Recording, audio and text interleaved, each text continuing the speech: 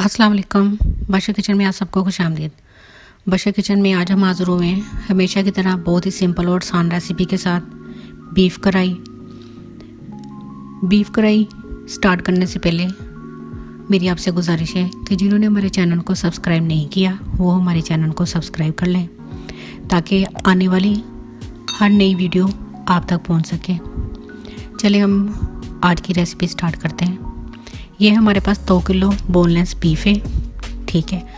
और हमें चाहिए रेड चिली क्रश 1 चम्मच, काली मिर्च पाउडर आधा चम्मच, साबुत धनिया आधा चम्मच, ज़ीरा आधा चम्मच।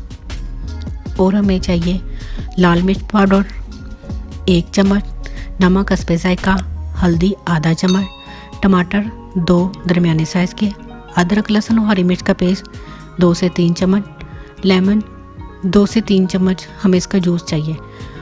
और हमें चाहिए दही छोटी प्याली। आपको प्याज नज़र आ रहा होगा, ये ऑप्शनल है, आप चाहें तो ऐड कर सकते हैं, लेकिन मुझे सालन थोड़ा सा जूसी और उसमें ग्रेवी चाहिए थी इसलिए मैंने ये ऐड किया है। और हमें चाहिए कुकिंग ऑयल।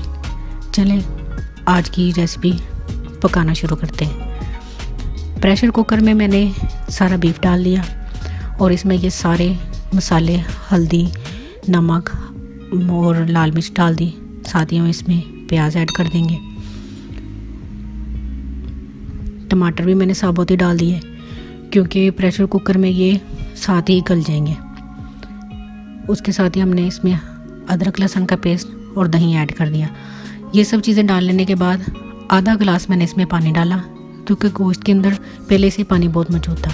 15 से 20 मिनट हमने इसको प्रेशर कुकर में पकाया और 15 से 20 मिनट के बाद आप ये देखें टमाटर के छिलके मैंने उतार लिए, ये बिल्कुल गल चुके हैं, लेकिन मसाला अभी प्याज में खड़ापन है। हम इसको अच्छी तरह से मिक्स कर लेंगे ताकि ये खड़ापन ख़त्म हो जाए। साथ ही अब हम इसमें साबुत धनिया, काली मिर्च पाउडर और लेमन जूस डाल के अच्छी तरह से हिला लेंगे चम्मच से।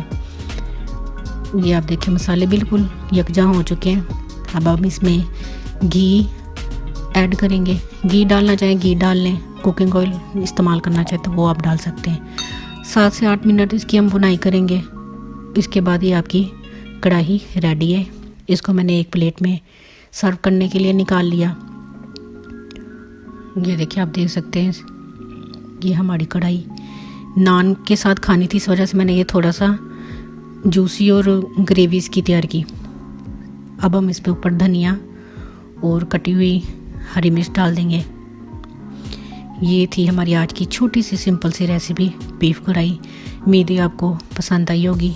इसी के साथ हमें इजाज़त दीजिए, लेकिन जाने से पहले हमारे चैनल को लाइक और सब्सक्राइब ज़रूर करिएगा और कमेंट में बताइएगा कि ये कैसी रेसिपी आपको लगी। अल्लाह हाफिज़।